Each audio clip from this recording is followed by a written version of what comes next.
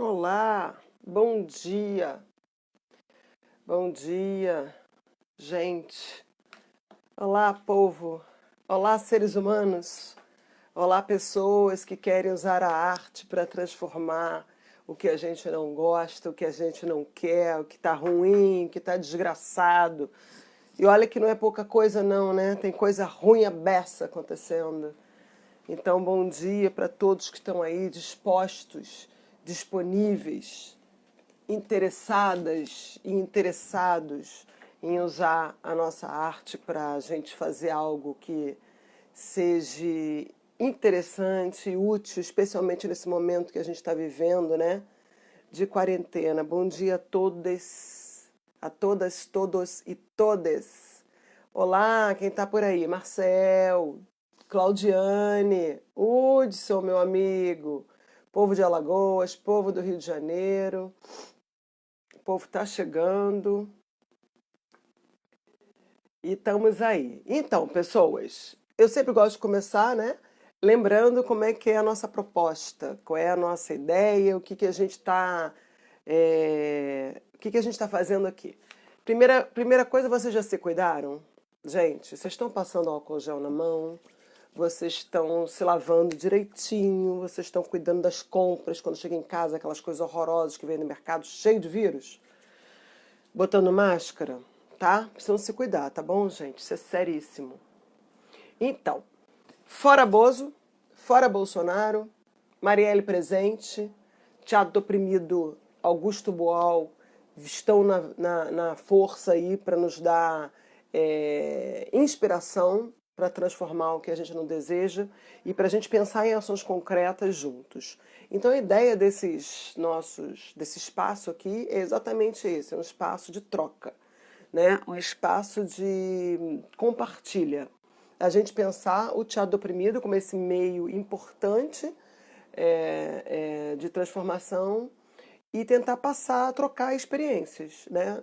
Eu falei isso desde o primeiro dia, a ideia não é pegar a minha produção e jogar para vocês, mas é tentar pegar as produções que existem, né? As experiências que eu tive e outros muitos companheiros e companheiras meus que estão por aí espalhados pelo Brasil, pelo mundo, têm para trocar para a gente sair daqui fortalecido, sair dessa quarentena mais fortalecido para lutar contra esse governo em especial injusto que a gente tem aí, né?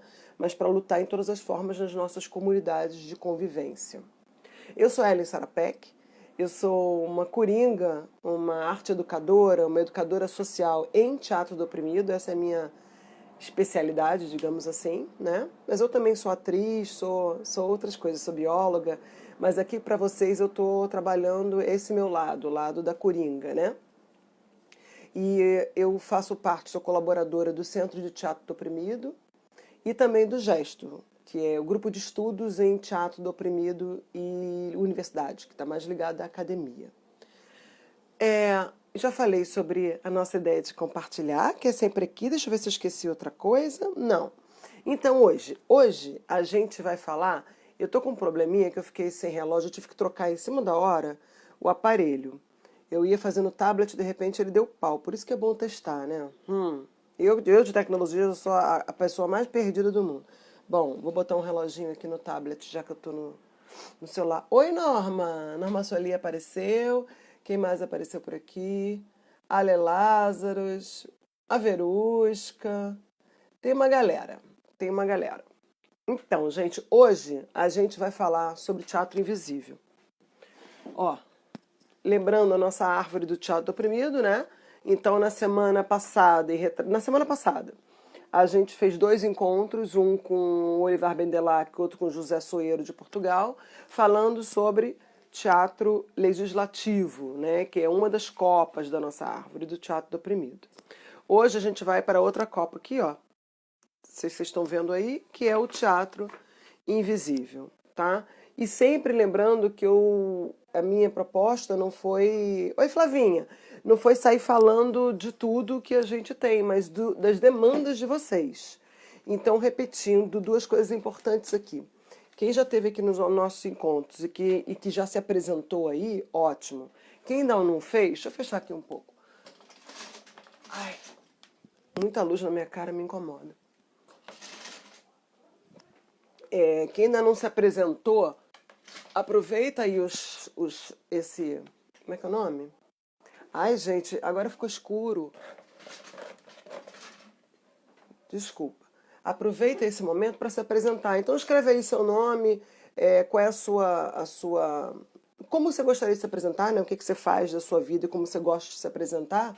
E o que que o Teatro do Oprimido tem a ver com você para a gente poder caminhar, para a gente conhecer você, os outros conhecerem você, eu conhecer você, e também para pensar nos temas. Então, os temas que eu estou falando, que a gente escolheu aqui, não foram escolhidos por mim. Eu estou repetindo isso, foram escolhidos por vocês, né? Então eu estou baseando em temas que vocês sugeriram. O primeiro tema sugerido, na verdade, foi o Teatro Legislativo e o Teatro Invisível. Foram os primeiros temas, né? E os que tiveram muita recorrência, assim como o Teor na Educação. Então, por isso que eu comecei pelo Teatro Legislativo e Teatro Agora Invisível. Tanto pela demanda de vocês, mas também pela importância são técnicas que exigem, que acabam, que ajudam muito a gente a pensar numa ação concreta, né? Ó, aqui tá os temas: Teatro Invisível, Teatro Legislativo, não sei se dá para vocês verem. A Árvore do Teó a gente já falou no primeiro dia, um pouquinho, né? O Teatro Legislativo, agora o Teatro Invisível, Levantar no Arco-Íris do Desejo, Estética do Oprimido. Os outros temas estão conectados com a estética. TO na Educação, TO e Gênero, TO e Identidade. Se você tiver outro tema, aproveite agora o momento e bota aí, tá? Então, beleza. Então, começando pelo nosso Teatro Invisível, o que eu pensei hoje? Eu vou fazer uma breve, espero que seja breve, que às vezes quando eu dou a falar, falo pra caramba. Então, vou fazer uma breve introdução sobre o tema, alguns exemplos, né? Como é que a gente, o que ele tem, onde ele está no Teatro do Oprimido, e depois vou passar a bola para minha grande amiga e companheira, foi minha companheira no CTO durante muitos anos e minha amiguíssima Monique Rodrigues, tá bom? Que vai estar aqui com a gente hoje. Então o Teatro vamos lá, Teatro Invisível. O Boal, ele é conhecido, o Teatro Invisível, como ele ter surgido para o Teatro do Oprimido, tá? Na Argentina, quando o Boal estava no exílio. Boal sai do Brasil, né? Ele é preso e torturado na década de 70, precisamente no iniciozinho da década, em 71, ele é expulso do Brasil, né? Então ele se exila na América Latina. E na América Latina,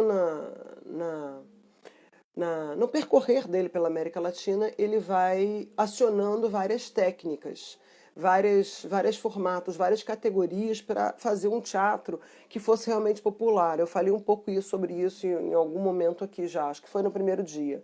Então a ideia do Boal era sempre tentar usar formas teatrais que pudessem ser usadas pelo povo e a favor do povo, né? A favor do oprimido. Porque a maior parte dos formatos teatrais que existiam e que na verdade ainda existem hoje, né, são formatos burgueses, são formatos feitos por pessoas que estão ou na burguesia ou que fazem parte de um outro status. Então o teatro nunca era realmente feito pelo povo e para o povo. Então ele começa a coletar essas categorias populares de teatro e nessas categorias populares de teatro ele pega o Teatro Invisível, que na verdade ele gosta também de dizer que não foi uma criação exatamente dele, né? O Teatro Invisível já era feito em brigadas russas, como agite próprio, em outros momentos. Mas o bacana e muito especial do Boal é essa capacidade de sistematizar, de pegar coisas que estavam por aí para sistematizar a favor do oprimido. Então o Teatro Invisível ele usa muito na Argentina, porque não se podia, a ditadura também estoura lá, e não se podia fazer teatro nos espaços clássicos do teatro, na casa teatral, e também, na verdade, não podia fazer na rua, não podia fazer em lugar nenhum, não se podia ouvir falar em teatro. Teatro era uma arma, né? Como é ainda, por isso que a primeira coisa que eles querem destruir é a cultura. Porque teatro, assim como a música, assim como dança, assim como as manifestações artísticas, são todas armas, né? São todos projetos, produtos de comunicação. E isso não interessa a quem está no poder é sempre o dominador. Então ele usa o Teatro Invisível na Argentina para poder um pouco burlar a ditadura. Então é uma cena muito simples que ela precisa ser ensaiada, é uma cena de teatro que é feita, só que ela é feita não no espaço do teatro, mas no espaço onde ela poderia realmente acontecer. Onde ela poderia realmente estar acontecendo. Então, se é uma cena que se passa num restaurante, tem que ser feita dentro do restaurante. Se é uma cena que se passa numa praça pública, ela tem que ser feita numa praça pública. Se é uma cena que se passa numa fila de ônibus, dentro de um trem, ela precisa ser feita na fila de ônibus ou dentro do trem. Né?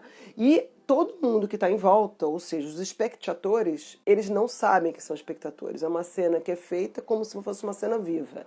Então é quase uma vida dentro do teatro e o teatro dentro da vida propriamente dita. Né? E ela é muito especial justamente por isso, né? Por ela ter uma capacidade de estar a vida participando do teatro e o teatro participando da vida. Deixa eu dar um exemplo para ficar um pouco mais claro. A gente já fizemos muitas intervenções de teatro invisível. Vamos pegar um exemplo que a gente fez na Lapa, que eu gosto bastante, sobre assédio sexual. O que a gente fez? A gente montou uma cena, muitas pessoas do grupo reclamavam de assédio sexual, né? Muitas mulheres, claro.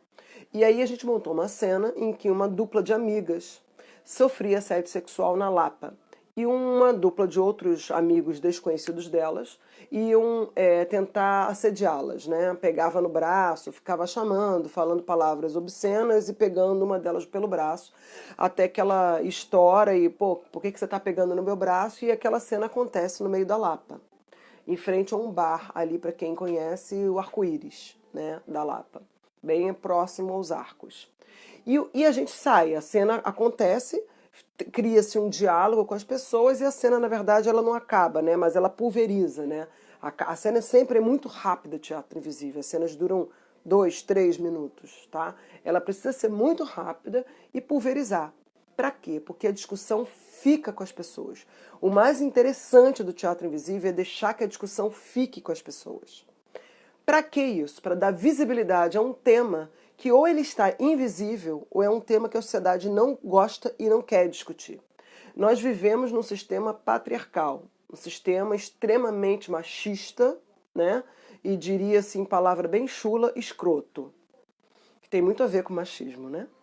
Então, essa cena, por exemplo, quando a gente coloca a discussão do assédio sexual na Lapa, que é um local de boemia, um local supostamente que deveria aceitar aquilo como um assédio normal, né? Ah, é um cara que está dando em cima de uma menina. Qual é o problema disso, né? A gente poderia dizer, qual é o problema disso? Isso tem um grande problema, a menina não quer, né? Ela disse não, e esse não foi aceito pelo rapaz. Mas na Lapa, teoricamente, quando isso acontece, aquilo vira, tá, acabou, foi, passou. Só que não pode deixar passar. Esse que é o lance do teatro invisível. Ele não deixar passar despercebido o tema que tá surgindo ali, o problema que surge ali. Então, quando surge o problema, a questão do assédio sexual, na cena, a cena instiga a discussão do assédio sexual. Ela não deixa se apagar, como na realidade a gente talvez fizesse, especialmente enquanto mulher. A gente não tem a vontade, às vezes, de discutir. Eu só fui ali para beber uma cerveja, não quero falar sobre aquilo agora, né? Estou angustiada e eu não quero só beber minha cerveja. Então você dispensa o cara e continua bebendo sua cerveja. A ideia do do teatro invisível é não deixar passar batido, tá? É não deixar que o tema fique invisibilizado, é dar visibilidade. Então aquele tema estoura no meio das pessoas e a gente começa a debater, enquanto atores e atrizes. Só que todo mundo que está no entorno acha que aquilo realmente aconteceu, e claro que aquilo realmente aconteceu, né? Teatro também é vida. Mas acha que aquilo aconteceu e aquilo não foi teatro. Acha que aquilo realmente estava fazendo parte da realidade delas. Essa interseção entre teatro e vida é que é um espetáculo à parte. O ator e as atrizes, por sua vez, é um trabalho bem difícil, porque ao mesmo tempo que você está ali enquanto pessoa, você está carregando um personagem. Tudo bem, todo espetáculo teatral carrega a pessoa e o personagem junto, certo? Só que você tem uma terceira coisa acontecendo aqui. Você carrega esse personagem, só que quem está te observando está enxergando esse personagem como pessoa. Não está vendo que é um personagem, ele está vendo que é uma pessoa. Então você carrega uma terceira coisa que é uma pessoa-personagem. Porque você sabe que é personagem, mas o espectador não sabe, ele acha que isso é a sua pessoa. Então te conecta com um eu que se usa, né? Um eu íntimo, é uma palavra, uma palavra que se usa, que é você mergulhar num eu que você pouco tem acesso. Você dar acesso a esse lugar que estava escondido em você. Então você acessa uma pessoa que você não usa na sua personalidade. Isso é um disparate, é uma tríade difícil para o ator e a atriz. Porque ao mesmo tempo que ele está atuando, ele vai ter que viver enquanto pessoa, enquanto personagem pessoa. Por sua vez, pela parte do espectador, o que acontece? Ele, como não sabe que é teatro, ele não sabe que é espectador também. Então ele atua. Ele atua como protagonista da cena, porque ele não sabe que ele está na expectativa, ele não sabe que ele está observando uma cena. Então ele simplesmente atua como protagonista, que é uma das funções do teatro oprimido, é uma maior função do teatro oprimido, é transformar o espectador em protagonista, transformar a pessoa em protagonista da sua própria história, né? A gente sair de consumidor, de consumirmos a vida, consumirmos o teatro e a vida pronto, o mundo pronto, e chegar na vida para transformar, usando, no caso da gente, o teatro. Então o espectador ele entra na cena como protagonista da ação. Ele entra transformando. E ele entra como porque ele não tem aquele rito teatral. O ritual teatral não está aparecendo para ele, que é o ritual teatral que o afasta, na verdade, da realidade da discussão. Como ele não tem o rito teatral, ele entra ali com toda a sua potência, todo o seu potencial de vida. E nisso que ele entra ali com todo o seu potencial de vida, ele mostra quem ele é. Ele deixa evidenciado quem é a pessoa dele ou dela, né? Dela, a pessoa dela. Então, então, por exemplo, para quem conhece o Teatro Oprimido, quem conhece o Teatro Fórum, por exemplo, que é um espetáculo em que o espectador entra em cena, ele também vai falar muito dele, porque ele está entrando em cena enquanto pessoa, mas ele sabe que ele está numa cena de teatro. O teatro invisível, como a pessoa entra sem saber que está no mundo do teatro, sem saber que está dentro de uma ficção, é fenomenal, porque ela entra enquanto pessoa. E enquanto pessoa, ela se expõe. Ela expõe tanto os seus anjinhos quanto os seus demônios lá dentro. Então, por exemplo, nessa cena na Lapa, a gente vê mulheres e homens, né, e todos os gêneros se mostrando. Então, tanto aparecem pessoas que vão lutar por aquela mulher, né, por aquela mulher assediada, por aquela dupla de meninas que vão estar na luta junto com elas, como aparecem pessoas, mulheres e homens, falando que ridículo, realmente ela não deveria estar com aquela roupa realmente chama muita atenção. Talvez se fosse teatro, ela não teria coragem de expor essa visão, mas como ela não sabe o que é teatro, ela expõe. Assim como então os opressores se expõem, os oprimidos se expõem as suas opiniões. E aí fica fenomenal a história, porque você desvenda, as pessoas se colocam, né? Elas se tiram de dentro delas. E os atores e atrizes têm que conviver com isso, né? Com coisas que às vezes são horríveis. A gente escuta coisas horríveis, não é fácil, tá? Às vezes as pessoas vêm atacar. A gente fez uma cena no aterro do Flamengo que a gente recebeu ataques mesmo, ataques violentos. As pessoas partem para cima, né? Com uma determinada violência. Elas querem te bater, elas querem te xingar, porque elas colocam para fora quem elas são. E dentro delas tem coisas horríveis, como tem dentro da gente, tá? Não estou me defendendo, não. Também tem coisas horríveis dentro de mim, todos nós temos, né? Mas as pessoas colocam para fora os seus racismos, os seus machismos, as suas homofobias e todos os seus preconceitos. Elas não ficam escondidas como ficam esses bolsominions, não. Que agora estão se colocando para fora, né? Elas se colocam para fora. Então, extremamente potentes. E para quem quer conhecer um pouquinho mais de Teatro Invisível, eu quero rapidamente mostrar alguns livros, né? E como é que ele aparece nesses livros, para que quem tem interesse possa procurar depois, antes que a gente entre no papo com a Monique. Obrigada pela presença de todos. Já tem várias pessoas aqui contando histórias, né? Falando. Deixa eu ver se já tem alguma pergunta que eu já vou juntando. Oi, galera. Ai, gente, meu celular é muito ruim de trabalhar aqui, mas meu tablet deu pau hoje. Vamos ver se eu consigo. Oi, Gilberto, apareceu. Norma Soli, já dei oi. Olá, Gilberto. Bárbara, tudo jóia? Companheira Bárbara de tantos anos de CTO. A gente fez um teatro invisível que eu vou falar aqui juntas. A Norma, meia Frida, sim. Frida, minha companheira. Frida e Chico são meus companheiros de sempre, olha lá. Minhas inspirações. Mas tem muitas outras inspirações, né? Daniela Valim, prazer, querida, estar aqui contigo. Márcia. Tá bom, beleza. Então deixa eu falar sobre os livros, porque tá difícil de eu ler aqui, tá travando. Meire! Oi, Meire, de BH. Meire de BH, Nova Sueli de Piauí. Gilberto. Poxa, muita gente bacana aqui. De vários lugares. Bárbara que está na Alemanha, olha só, e está aí com a gente. Então, nesse livro, né, que na verdade é um primeiro livro, né, a gente tem uma tríade primeira que Boal escreve, esse faz parte dessa tríade primeira, que é o Teatro Oprimido e Outras Poéticas Políticas. O Boal ainda usava o Teatro Invisível, ele ainda dividia o Teatro Oprimido por etapas de aplicação. Né? Então ele divide, na verdade, o teatro oprimido aqui em 4 etapas, né? Conhecimento do corpo, o tomar o corpo como uma coisa expressiva, o teatro como linguagem e o teatro como discurso. Ele divide assim o teatro oprimido aqui nesse livro, que é uma divisão muito bacana, muito interessante, que eu estou revivendo agora ela no doutorado. E o teatro invisível ele coloca como a 4ª etapa, né? O teatro como discurso. Ele ainda não chama de técnica, mas ele tem bastante coisa interessante aqui sobre o teatro invisível para quem quiser conhecer.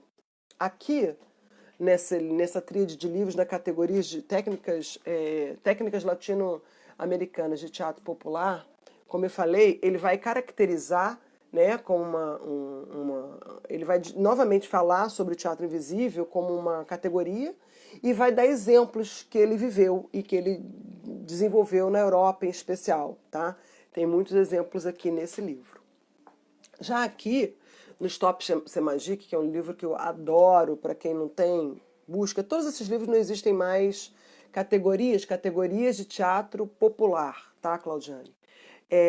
Esses livros que eu estou mostrando, eles não têm novas edições. Às vezes a gente acha na estante virtual, na Amazon, no Mercado Livre, então tem que buscar, tá? Não são livros fáceis e às vezes aparecem muito caros, mas alguns existem em PDF. Eu posso procurar para quem se interessar, tem que falar comigo em particular, aí por aí ou pelo Messenger ou para quem tem meu Zap, que o que eu tiver eu mando, tá?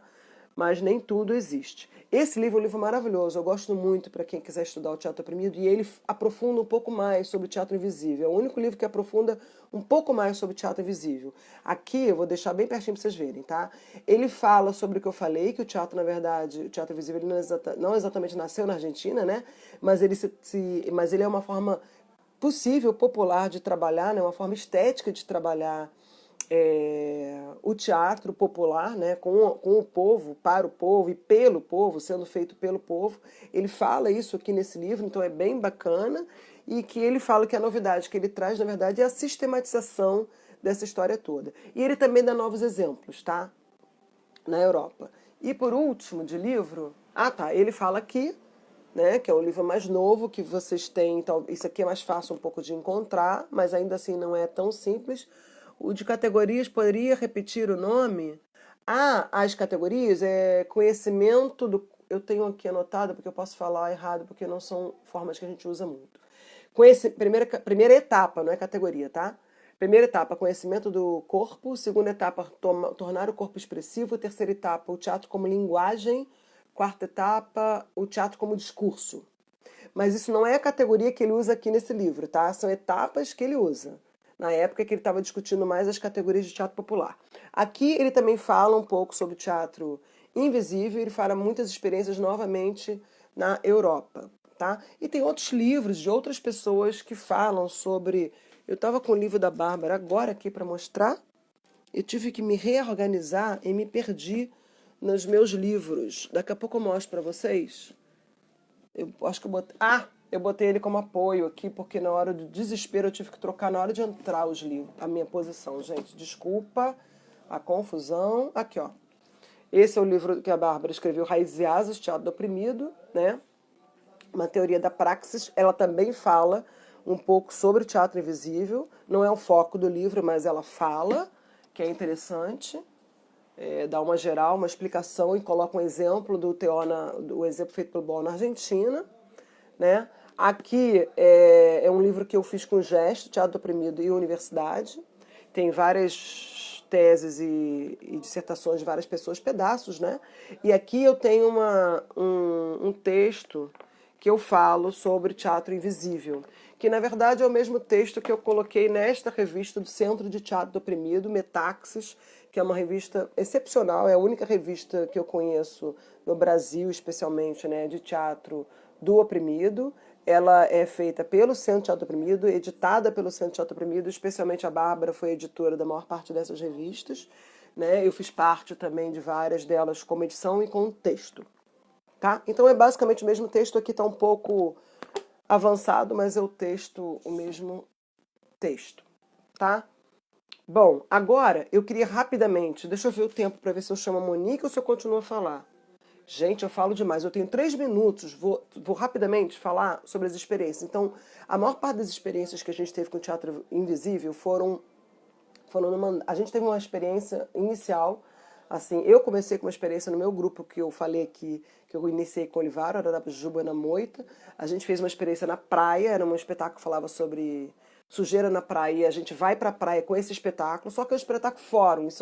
Então a gente adapta para Invisível, junto com a coringa Silvia Balestreri, que era minha coringa na época.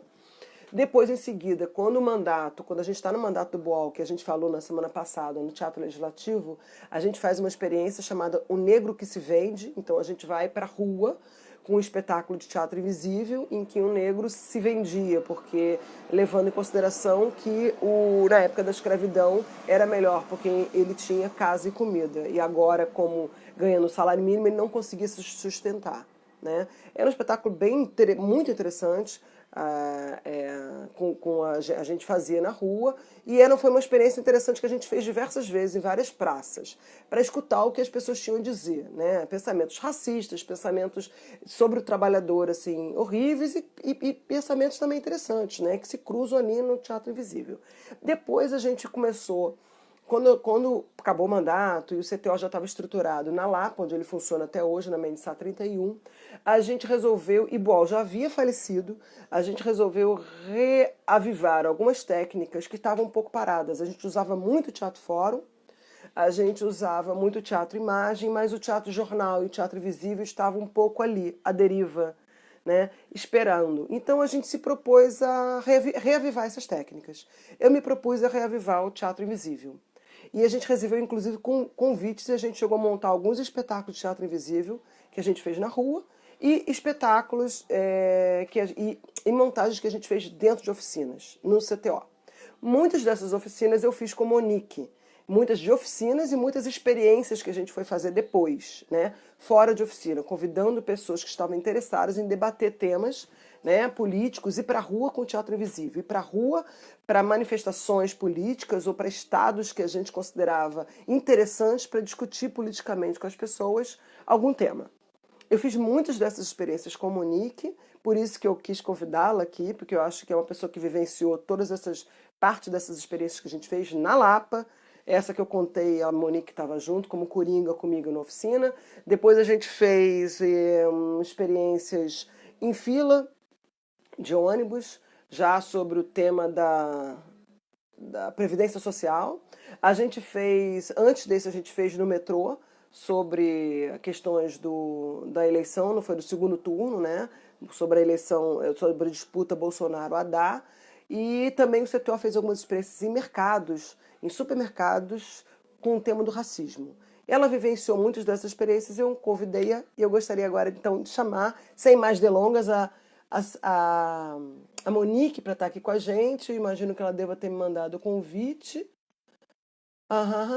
Cadê a Monique? Monique, cadê seu convite, meu amor? Como você não mandar?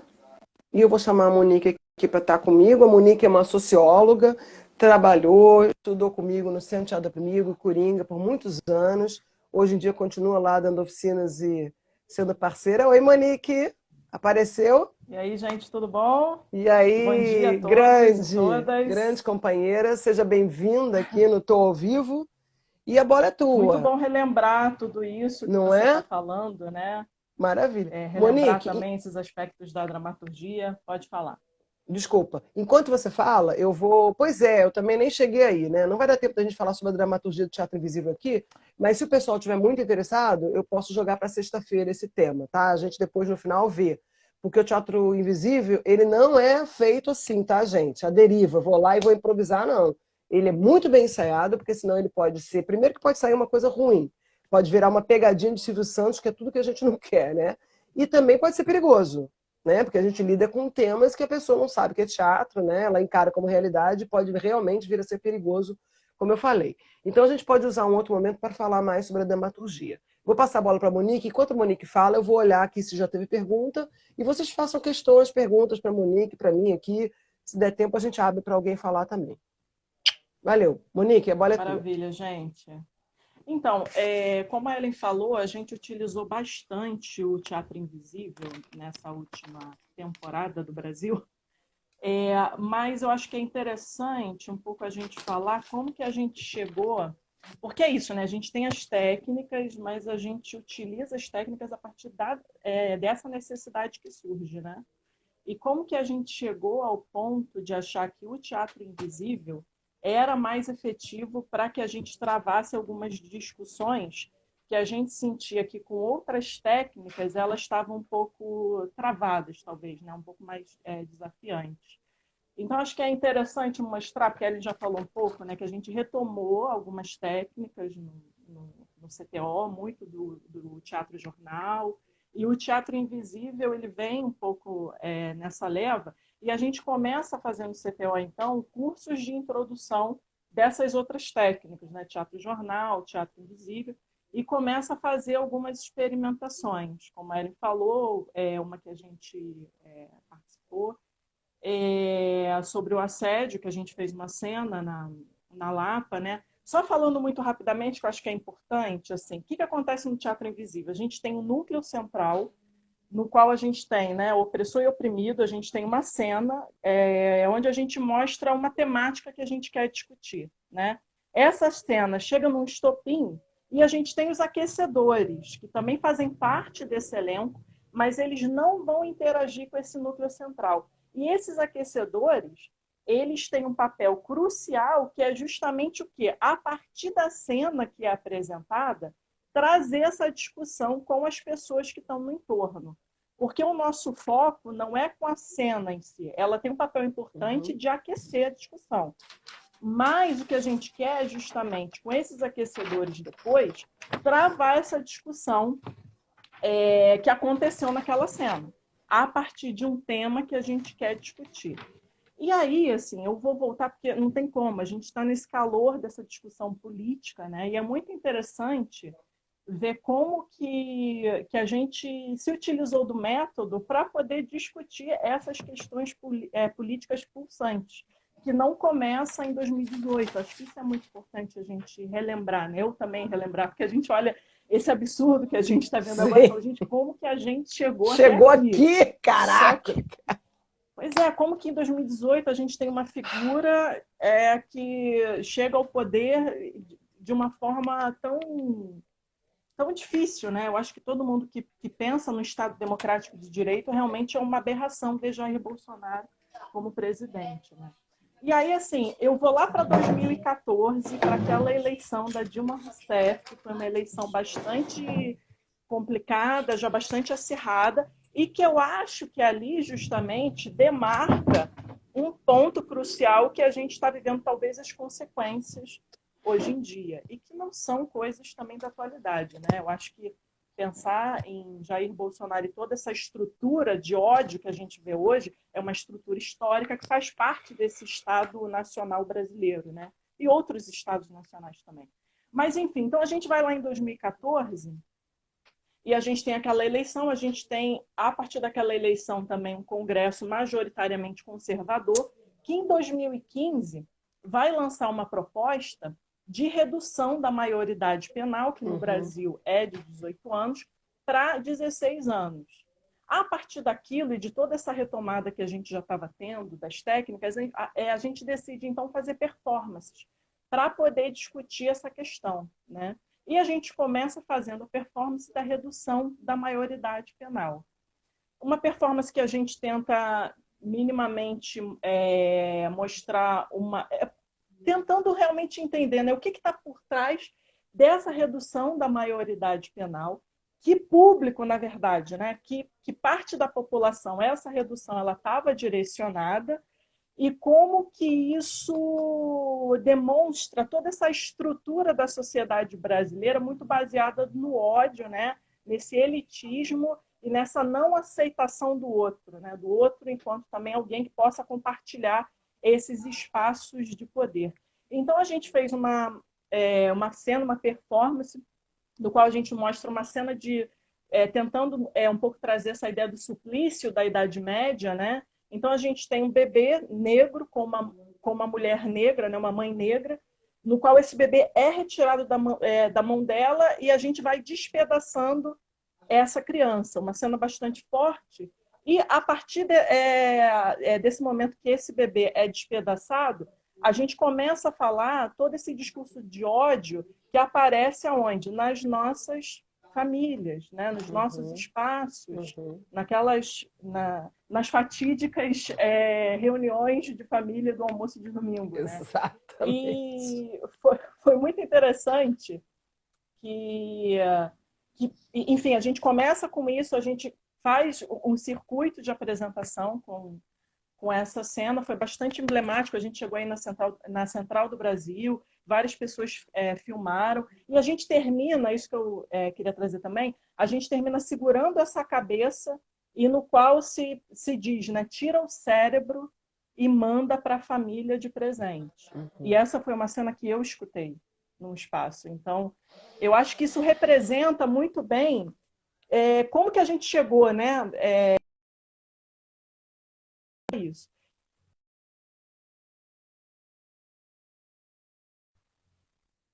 Desculpa, é que picotou aqui para mim. Não, para mim sumiu e voltou de repente, mas beleza. Ah, tá. Já foi, já foi. Maravilha.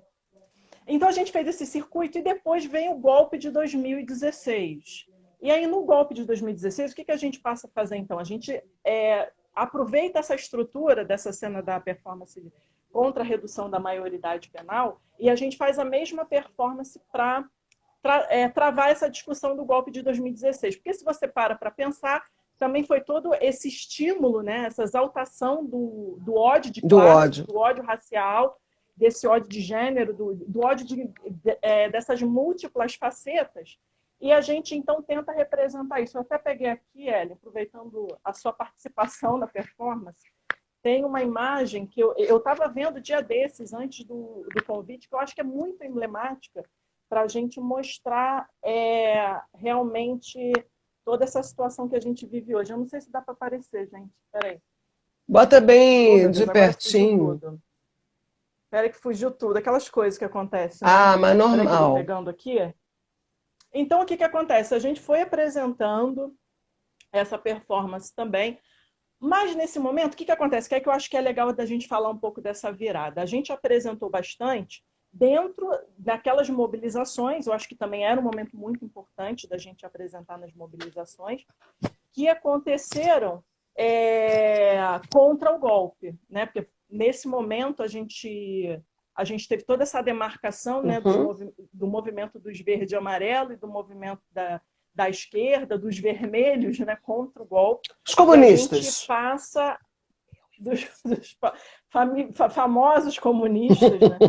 E que agora virou também um significado assim, que todo mundo se engloba nessa categoria de comunista. Né? Nossa Senhora! E a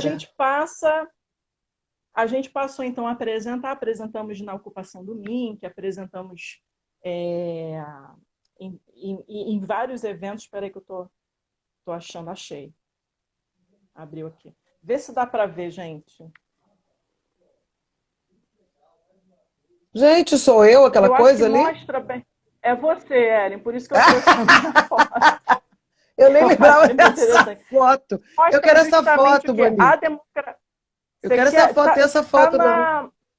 Tá na página do Facebook do CTO. Ah, vou catar lá, muito bom. Justamente a democracia, porque esse bebê, ele passa a ser desmantelado, mas o que estava sendo desmantelado aqui? Era justamente a democracia, né? Todo esse desmantelamento da democracia. e todo esse fortalecimento aqui. Então, a gente passa a apresentar nesses espaços, também vai para outros espaços públicos, e a gente chega, então, em 2018, com esse grande desafio, né? O desafio de ver todo esse fortalecimento dessa onda de ódio muito bem fundamentada, estabelecida, né? Eu acho que é importante a gente, enquanto pessoas que prezam, né, por uma visão mais progressista de mundo, uma visão, na minha perspectiva, de esquerda, eu acho que é importante a gente entender, né, todas essas articulações que aconteceram para que aquilo realmente gerasse todo esse fortalecimento ali, né? E a gente chega, então, em 2018 com esse desafio de Jair Bolsonaro cada vez mais se fortalecendo nas pesquisas. E o que a gente poderia fazer, então, para que a gente travasse um diálogo com a população? A gente chegou a fazer a apresentação das performances, mas a gente tem que lembrar que também foi um momento muito forte da criminalização desses movimentos artísticos. E eu estava lembrando, ela, inclusive, da primeira cena que a gente fez, assim, eu acho que foi também no momento de resgate do Teatro Invisível, que a gente fez no metrô da Carioca e que ali já estava se travando a criminalização das ondas. Sim, Né? a da roda, que o Flávio e a Janaína faziam uma animação e a gente ficava no entorno. E aí tinha um personagem que já ia travando essa discussão, vocês de ONG, vocês são corruptos. O Gel fazia isso e tinha vários apoiadores já dele. Naquele momento, tinham vários apoiadores do personagem. Eu só não me recordo o ano exatamente. Acho que foi 2013, né? 2000... Cara, por aí. Foi um pouco antes, mas 13 é ou 14. Ali já vem... Eu acho que 13. Ali já vem um pouco, né? Sim, desse discurso sim. moralizante da corrupção, a corrupção utilizada a partir desse aspecto. Porque o problema não é a corrupção, né? Mas o que a gente realmente defende a partir desse discurso que a gente trava com essa palavra corrupção, né?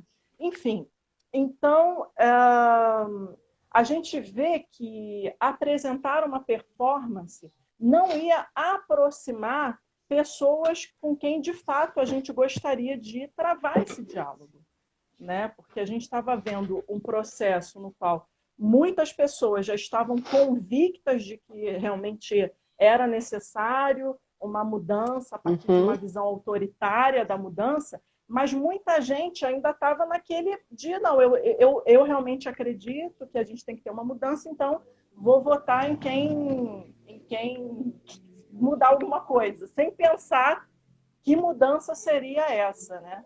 Então a gente chegou a apresentar, mas a gente viu que não estava, na verdade, atingindo quem a gente gostaria de dialogar.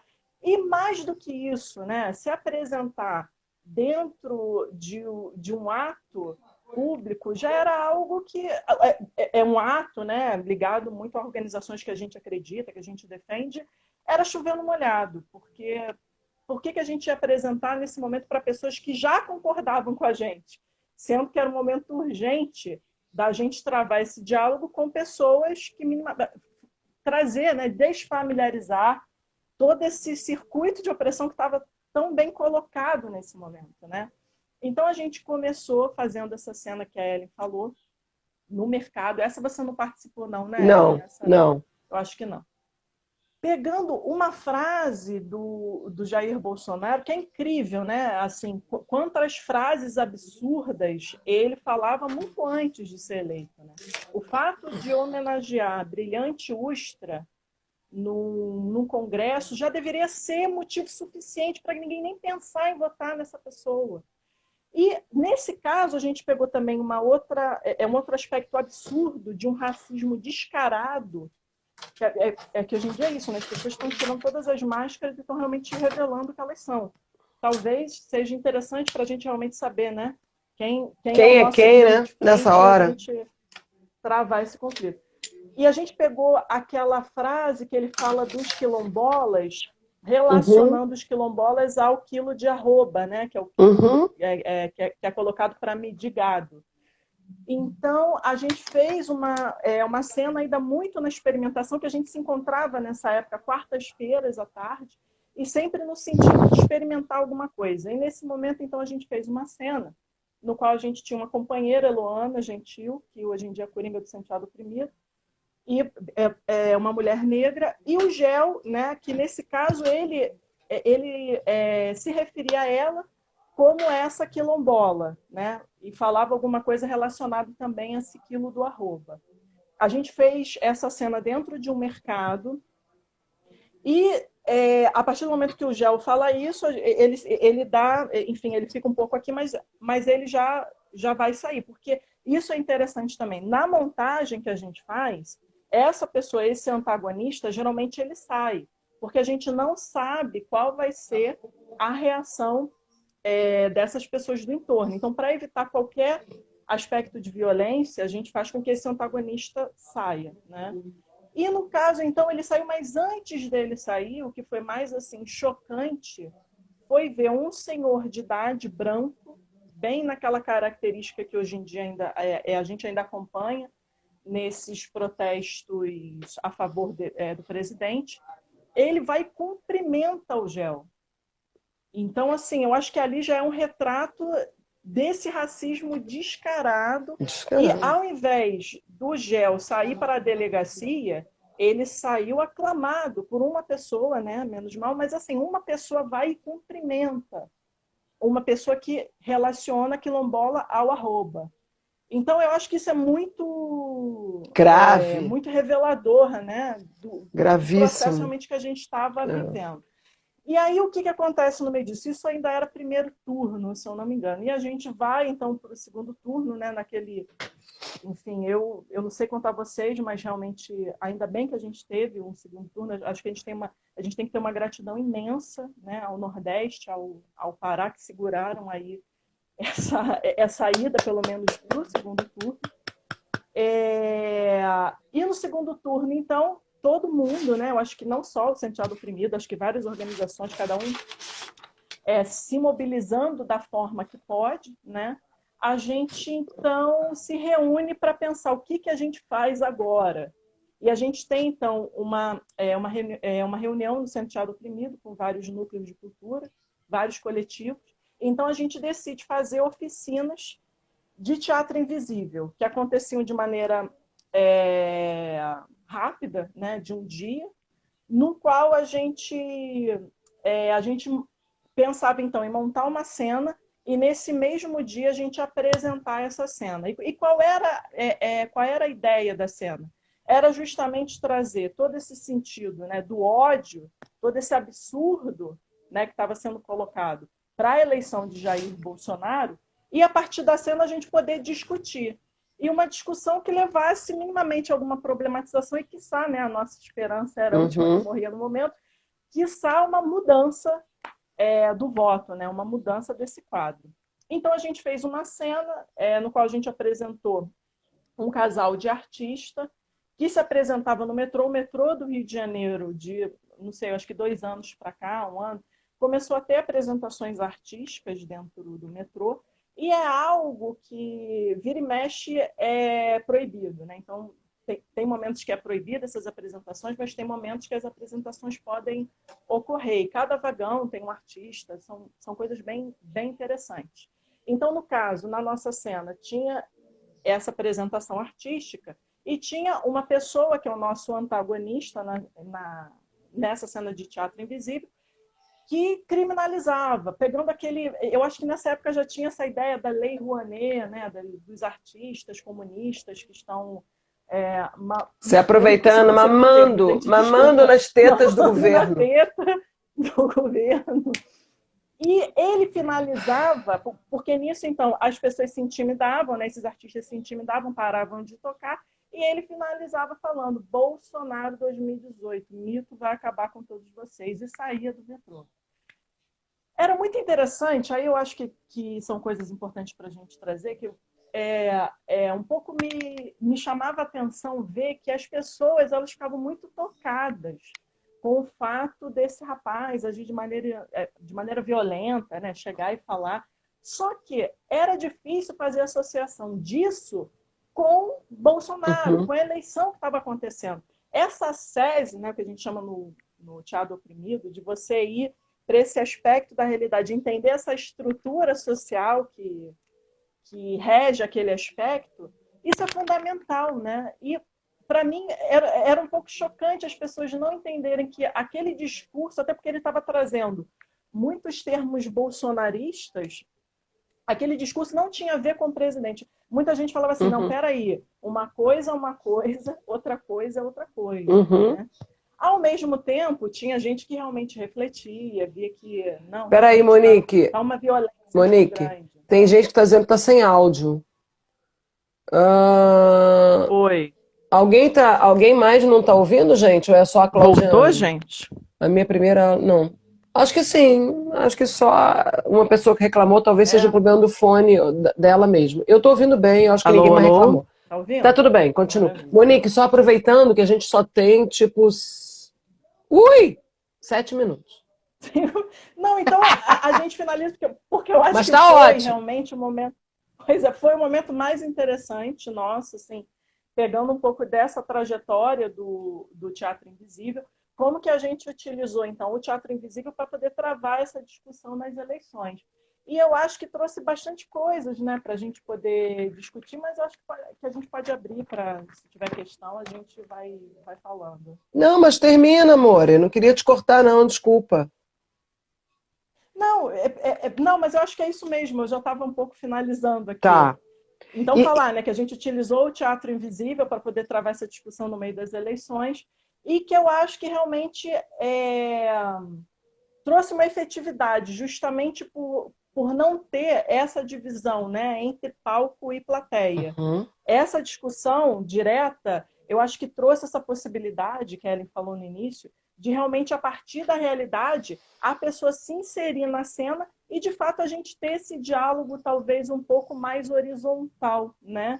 E justamente trazer isso que a gente quer com o Teatro Invisível, que não é pegadinha, não é câmera escondida, a gente não quer ridicularizar ninguém, muito pelo contrário. A gente quer uhum. trazer aspectos da realidade, a gente não traz nada que não esteja na realidade, e como que a gente pode discutir em cima dela, né?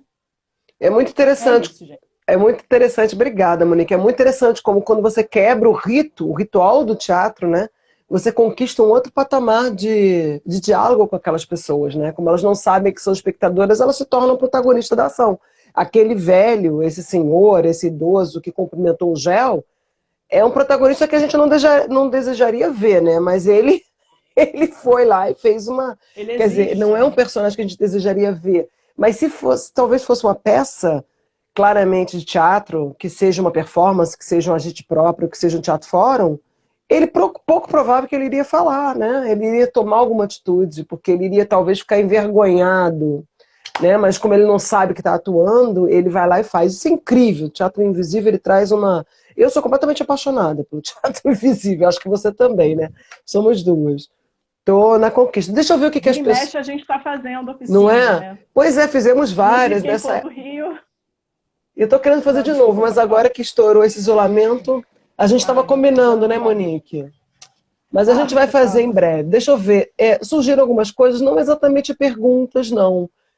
Mas apenas comentários. Deixa eu ver. A Norma Sueli falou que ela fez Teatro Invisível no Piauí, lá em Teresina, e que era uma cena em que alguém iria se jogar da ponte e ela ia impedir, acabou chegando no corpo de bombeiros e foi meio pelo que eu entendi, as pessoas ficaram um pouco chateadas porque perceberam que era teatro, porque ela teve que parar tudo. Então isso é uma coisa importante para a gente pensar quando a gente fizer Teatro Invisível, como o Monique bem falou, existe uma dramaturgia, né, do Teatro Invisível. Ele não é, a gente não dá para você fazer Teatro Invisível, vamos agora ali na esquina fazer, porque é complexo, né? Você tem que ter o conhecimento da técnica para poder fazer isso de uma forma que não seja perigoso para ninguém e que você não desvele que é teatro. Porque se você acaba tendo que falar para as pessoas que aquilo era uma ação teatral, como foi no caso que eu entendi que a Norma Sueli falou, você...